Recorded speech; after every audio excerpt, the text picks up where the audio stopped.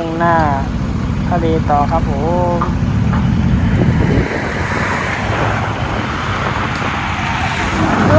เกียนกว่าเก่าอยู่ก็ทรายแล้วทุกคนถ่ายรูปวิดีโอหน่อยจะไปทำยูทูบทำคลิปมันมีสองยูทูบมีสองยูทูบนะยูทูบเบอร์เหรอยูทูบเบอร์ครับยูทูบเบอร์โกงไหมเธอโกงอย่างเดียวเลยเหรอตรงนี้ครับมันจะยิ่งยาวขึ้นไปครับ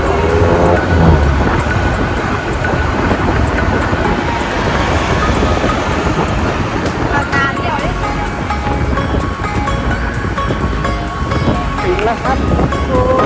ครับทุกคน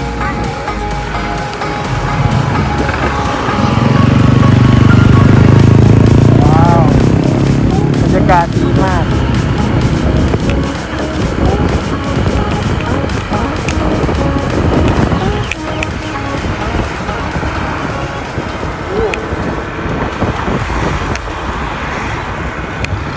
เยี่ยม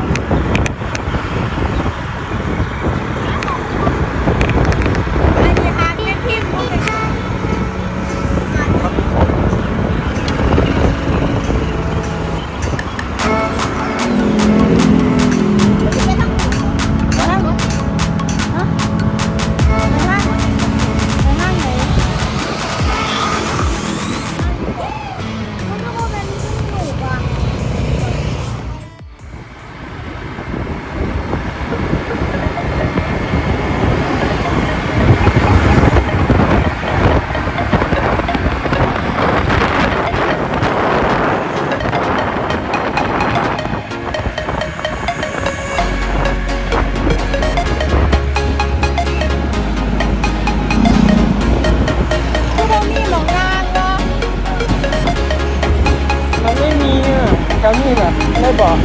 เนี่ยแถวเนี้ยหาแถวเนี้ยเลย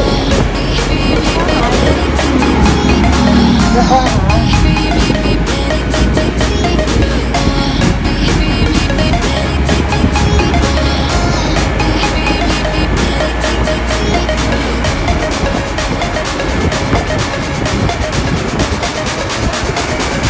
จะเต็มหมดก่อนเรามาสายอ่ะ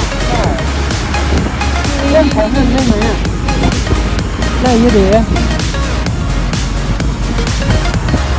เพราะว่าเขาเจาะเขาบริเวณเขาขายเลยเขาเป็นเขาขาย